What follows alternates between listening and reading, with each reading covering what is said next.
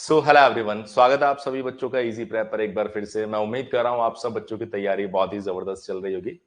Dear students, आज की इस वीडियो में हम लोग बात करने वाले हैं यहाँ पर आरआरबी जेईई सीबीटी 1 के लिए सेफ स्कोर क्या होने वाला है। बहुत सारे बच्चों के दिमाग में ये क्वेश्चन चल रहा है कि सर क्या 75 पे हमारा सिलेक्शन कंफर्म हो जाएगा, या फिर क्या 70 मार्क्स हमें लाने चाहिए, हमें 80 को टारगेट करना चाहिए, किस नंबर को हम टारगेट करके चले जिससे कि आरआरबी जेईई सीबीटी 1 को हम लोग क्वालिफाई कर सके और सीबीटी 2 में हमें बैठने का मौका मिले। तो इस बात को समझने के लिए हम थोड़ा सा कुछ डेटा का एनालिसिस करते हैं और उस डेटा के एनालिसिस के बेसिस पर हम ये पॉइंट क्लियर करेंगे कि आपको एग्जैक्टली कितने मार्क्स को टारगेट करके चलना है, जिससे कि जब आप टेस्ट सीरीज को भी अटेम्प्ट करें तो वहां पर आपको इस चीज का आइडिया लग जाए कि हाँ, मैं सही अटेम्प्ट कर पा रहा हूं, नंबर ऑफ क्वेश्चन सही अटेम्प्ट कर पा रहा हूं, कितने समय में अटेम्प्ट कर पा रहा हूं, ये सारी चीजों का आप एनालिसिस कर सके। देखिए, कुछ स्टैट्स मैं आप लोगों के सामने लेकर आया हूं जिससे कि आपको ये आइडिया लग जाएगा कि एग्जैक्टली आप किस तरीके से टेस्ट पेपर को अटेम्प्ट करेंगे, अपने प्रिपरेशन को किस तरीके से आगे लेकर चलेंगे और इसके साथ साथ ही वो कौन सा नंबर होगा जिसको टारगेट करके आपको आगे बढ़ने की जरूरत है। सबसे पहले अगर मैं बात करूं यहां पर, तो अगर आरआरबी जेईई की मैं वैकेंसी की बात करूं तो लगभग आपके पास में 7,900 से ज्यादा वैकेंसी है। लेकिन मैं यहां पर एक अप्रोक्सीमेट आइडिया लेकर चलूं जिससे कि कैलकुलेशन आप लोगों के लिए आसान हो जाए। तो टोटल जो आपके पास वैकेंसी है उसको हम लोग लगभग 8,000 वैकेंसीज मान लेते हैं यहां पर। तो हमने कहा कि सर टोटल जो वैकेंसी है मेरे पास में आरआरबी जेईई के लिए, तो अप्रोक्सीमेटली अगर मैं नंबर लेके चलूं तो ये नंबर हमारे पास में आ रहा है 8,000। और जैसा कि हमें पता है कि 15 गुना स्टूडेंट्स को सेलेक्ट किया जाएगा। यदि 15 गुना स्टूडेंट्स को सेलेक्ट किया जा रहा है तो इसका मतलब सीबीटी 2 कितने स्टूडेंट्स देने वाले हैं। तो हमने कहा सर सीबीटी 2 के लिए यहां पर जो लगभग स्टूडेंट्स आ रहे हैं वो आएगा 8,000 मल्टीप्लाई बाय 15, यानी कि लगभग अगर हम लोग देखें तो ये बच्चा होने वाला है 1,20,000। आपको सबसे पहले इस 1,20,000 के अंदर अपनी जगह को बनाना है। और इस 1,20,000 के अंदर अगर आपको अपनी जगह को बनाना है तो आपको ये समझना होगा कि सर कितने मार्क्स मुझे यहां पर स्कोर करने पड़ेंगे जिससे कि मैं सीबीटी 1 क्वालिफाई कर जाऊं। कुछ और डेटा का एनालिसिस करते हैं। यहां पर अगर हम लोग देखें तो लगभग लगभग इस बार सीबीटी 1 के लिए या आरआरबी के लिए जो फॉर्म अप्लाई हुए होंगे, ये आपके पास में एक रफ आइडिया हम लोग ले तो ये 20 से 22 लाख के आसपास फॉर्म अप्लाई किए गए होंगे। लेकिन जब आप इसकी अटेंडेंस देखेंगे तो ये अटेंडेंस आपके पास में लगभग 14 से 15 लाख आने वाली है। 14 से 15 लाख, यानी कि इतने बच्चे ऐसे होने वाले हैं जो इस एग्जाम के अंदर अपीयर होने वाले हैं। अगर इतने बच्चों में से आपको जाना है 1,20,000, तो आप बोल सकते हो कि लगभग लगभग ये आपके पास में 9 से 11% का रेशियो आ रहा है। यानी कि आपको सबसे पहले टारगेट ये करना है कि आप इस एग्जामिनेशन के अंदर लेवल 2 पर जाने के लिए, सीबीटी 2 पर जाने के लिए कोर 10% बच्चों में अपनी जगह बनाओ। अब कोर 10% बच्चों में यदि आपको जगह बनानी है तो आपको ये देखना होगा कि सर मार्क्स कितने लाने होंगे। अब मैं आपको थोड़ी सी मार्क्स की कैलकुलेशन के बारे में समझाता हूं। तो हमने कहा कि सर यहां पर हमारे पास सीबीटी 1 में 4 सेगमेंट है, जिसमें सबसे पहले आपके पास में आ रहा मैथ्स, रीजनिंग, जनरल अवेयरनेस और जनरल साइंस। तो ये 4 सेगमेंट है जिसमें आपने देखा होगा कि सर जो मैथ्स है आपके पास में वो 30 मार्क्स का है, रीजनिंग 25 मार्क्स का है, जनरल अवेयरनेस 15 मार्क्स का है और जनरल साइंस की अगर हम लोग बात करेंगे तो ये भी आपके पास में 30 मार्क्स का है। मैं सबसे पहले यहां पर कोशिश करूंगा कि सर कितना पेपर आप अटेम्प्ट करने वाले हो ये पता होना चाहिए आपको। बहुत सी बार बच्चे सोचते हैं कि सर आपने कहा था कि 70 मार्क्स लेके आने हैं तो मैंने 75 मार्क्स का पेपर अटेम्प्ट कर लिया या फिर 70 मार्क्स का ही पेपर अटेम्प्ट किया है। तो अगर आप अटेम्प्ट ही उतना करेंगे तो फिर उसके बाद में क्वालिफाई करना आपके लिए बहुत मुश्किल हो जाएगा।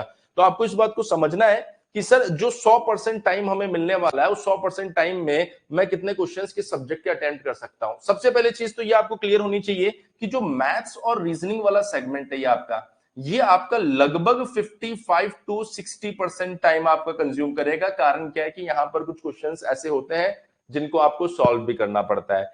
यदि आप देखेंगे यहां पर जनरल अवेयरनेस और जनरल साइंस वाला जो सेगमेंट है ये आपका कंपैरेटिवली थोड़ा सा कम टाइम लेता है और इसके अंदर जनरल अवेयरनेस वाला और कम समय लेगा। जनरल साइंस में जब आप देखेंगे फिजिक्स का क्वेश्चन आएगा या फिर कुछ केमिस्ट्री के क्वेश्चंस में हो सकता है छोटी मोटी कैलकुलेशन आपको देखने को मिल जाए, फिर भी हम ऐसा मान के चलते हैं कि सर ये हमारे पास में 40 टू 45% का टाइम कंज्यूम करने वाला है। इसका मतलब सीधा सीधा ये हो गया कि अगर मैथ्स और रीजनिंग का पेपर सॉल्व करते समय आपको ज्यादा टाइम लग रहा है, घबराने की जरूरत नहीं है, उसका क्वेश्चन आपसे थोड़ा सा समय ज्यादा लेगा ही लेगा। तो वहां पर ऐसा नहीं करना कि सर बहुत ज्यादा टाइम कंज्यूम हो रहा है तो हम थोड़ा जल्दबाजी करते, नहीं। ये चीजें मैं आपको फाइनल पेपर के लिए नहीं बता रहा हूं, मैं बोल रहा हूं मॉक पेपर में अगर आप इस तरीके से फॉलो करोगे चीजों को, तब जाके आप फाइनल पेपर में परफॉर्म करने वाले हो। तो हमें देखना है कि जब मैं मॉक पेपर यहां पर सॉल्व कर रहा हूं तो लगभग 55 से 60% का टाइम आपका मैथ्स और रीजनिंग ले रहा होगा, और अगर आप देखेंगे यहाँ पर 40 से 45% का जो टाइम होगा वो आपका जनरल अवेयरनेस और जनरल साइंस का पेपर जो होगा वो ले रहा होगा। जब हम लोग यहाँ पर पेपर अटेम्प्ट करने जा रहे हैं तो आपको इस चीज को देखना है कि जब आप जनरल अवेयरनेस का पेपर अटेम्प्ट करेंगे, जनरल अवेयरनेस वाले क्वेश्चंस अटेम्प्ट करते हैं, तो वहां पर ऐसा नहीं होता है कि आउट ऑफ 15 आप 14 13 क्वेश्चंस अटेम्प्ट कर पाते हो। मैक्सिमम अगर आप देखोगे तो आप 7 से 10 क्वेश्चन को अटेम्प्ट कर पाओगे। अगर आप 11-12 अटेम्प्ट कर रहे हो तो बहुत अच्छी बात है, इसका मतलब आपने जनरल अवेयरनेस के ऊपर बहुत अच्छी कमांड कर रखी है। फिर जब आप जनरल साइंस की बात करोगे तो यहां पर आपके पास में 25 टू 26।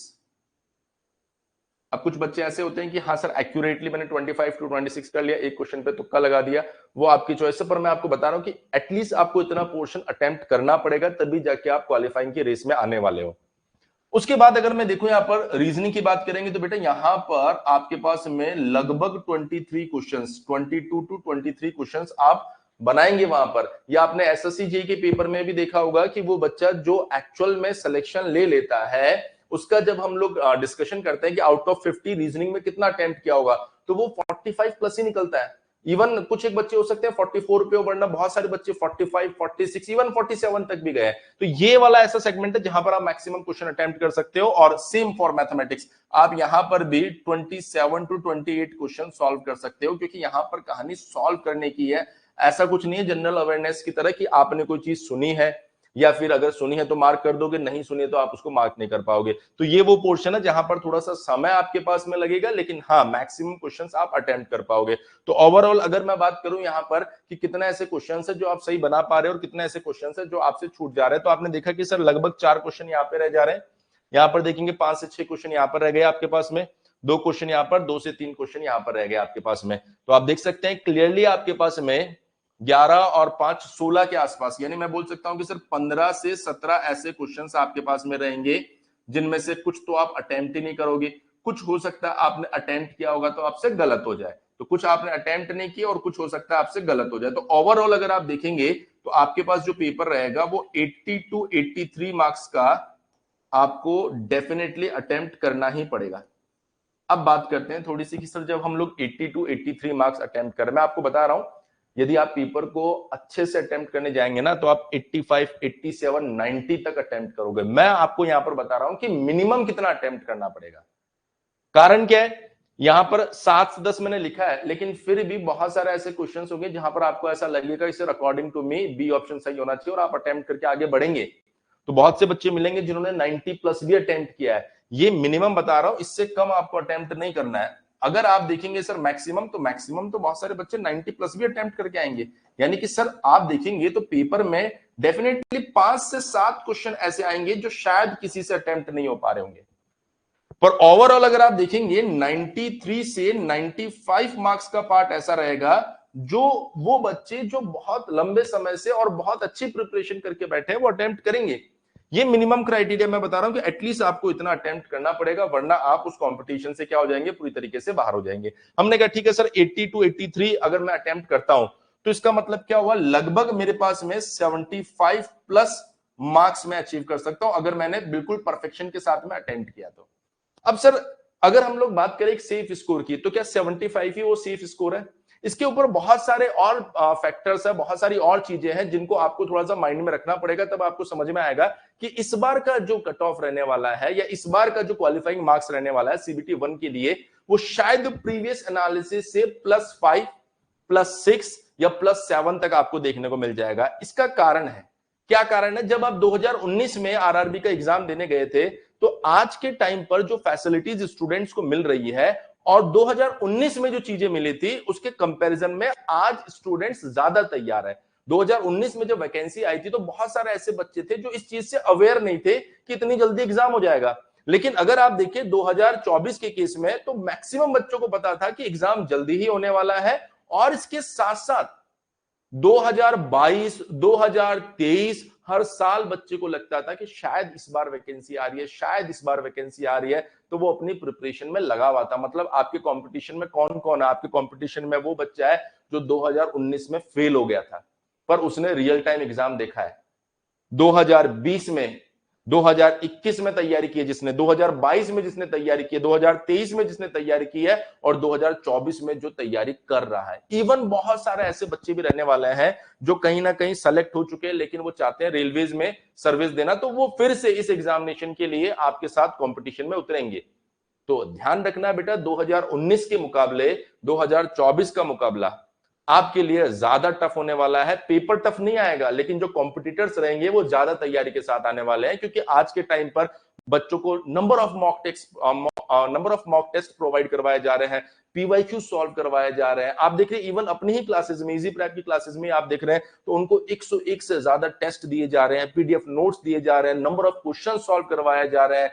किसी भी सब्जेक्ट की अगर आप बात करेंगे तो इन डेप्थ सब कुछ पढ़ाया जा रहा है। 2019 में ऑनलाइन इतना चलता नहीं था, लेकिन आज देख रहे हैं तो ऑनलाइन के कारण कंपटीशन बहुत ज्यादा बढ़ गया। वो बच्चा जो 2018 के अंदर जॉब में लग गया था, वो शायद प्रिपरेशन को इतना टाइम नहीं दे पा रहा होगा, पर वो बच्चा जो 2022-23 में जॉब में लग गया है, वो ऑनलाइन के थ्रू अभी भी कंपटीशन में आप लोगों को कड़ी टक्कर देने वाला है इस 2024 के पेपर में। इसलिए ध्यान रखना है कि बहुत से वीडियोस के अंदर ये बताया जा रहा है कि 70 सेफ स्कोर है या 75 सेफ स्कोर है। मैं आपको बता देता हूं, अगर सेफ स्कोर की बात कर रहे हो तो आप बोलना चाह रहे हो एक ऐसे स्कोर जिसको लाने के बाद में आपको ये डर ना रहे कि सर मैं CBT2 के लिए क्वालिफाई करूंगा या नहीं करूंगा। तो मैं बता रहा हूं वो आपका 75 से ज्यादा जाने वाला और डेफिनेटली जाने वाला है। लेकिन 75 से अगर कम रह रहा है तो इसका मतलब नहीं आप फेल हो जाओगे। हाँ, फिर डिपेंड करेगा कि एक्चुअल रिजल्ट आएगा तो पता चलेगा कि किसी जोन में 72 पर भी आपका सिलेक्शन हो रहा है, किसी जोन में 74 पर भी हो रहा है, किसी में 76 की जरूरत पड़ रही है, इवन किसी में 80 तक आपको जाना पड़ सकता है। तो यदि आप मॉक टेस्ट से ये प्रिपेयर करना चाहते हैं कि सर मैं अभी से एक सेफ स्कोर टारगेट करना चाह रहा हूं, तो आप 80 क्लियरली मैं मेंशन कर रहा हूं 80 मार्क्स को टारगेट करके आप मॉक टेस्ट को अटेम्प्ट कीजिए। हाँ, ये बात भी सही है कि मॉक टेस्ट एक्चुअल पेपर के मुकाबले थोड़ा सा टफ रहता है, तो अगर नंबर कम आए तो घबराना नहीं है, बस अपनी कोशिश लगा के रखनी है कि सर मैं 75 से 80 के बीच में स्कोर करूं। जब मैं इतना स्कोर करूंगा तो एक्चुअल पेपर में और भी अच्छा देने वाला हूं। मैं उम्मीद कर रहा हूं कि आज के इस वीडियो में जो डेटा के साथ में मैंने आपको चीजों को समझाया है कि कितने बच्चे सेलेक्ट होने वाले हैं, किसके बीच में कंपटीशन है, क्यों कट ऑफ, अगर कट ऑफ में कहूं या क्वालिफाइंग मार्क्स में कहूं CBT1 के लिए, क्यों पिछले मुकाबले थोड़ा सा +5 या +6 या +7 देखने को मिल सकती है, उसका रीजन भी आपको समझ में आया होगा। तो ध्यान रखना, समय ज्यादा नहीं बचा है, लेकिन अभी भी मुझे ऐसा लगता है कि आप लोगों के अंदर इतना मोटिवेशन होगा, आप लोगों के अंदर इतनी हिम्मत होगी कि इस कम समय में भी डबल एनर्जी के साथ यदि आप काम करेंगे तो मैक्सिमम चीजों को कवर करके मॉक टेस्ट की मदद से आप एक्चुअल में फाइनल पेपर के अंदर बेहतरीन परफॉर्म करने वाले हैं। तो अगर आपने अपने RRB JEE की तैयारी अभी तक शुरू भी नहीं की ना, तो भी आप इजी प्रेप के साथ जुड़ सकते हैं। और वो बच्चे जो 2026 के बारे में सोच रहे हैं बेटा, उनके लिए भी इजी प्रेप पर RRB JEE की तैयारी चल रही है। मैं उम्मीद कर रहा हूं कि आप सभी बच्चों को ये वीडियो जरूर अच्छा लगा होगा। इस तरह के और भी वीडियोस के लिए बने रहिए हमारे YouTube चैनल इजी प्रेप के साथ। Thank you so much.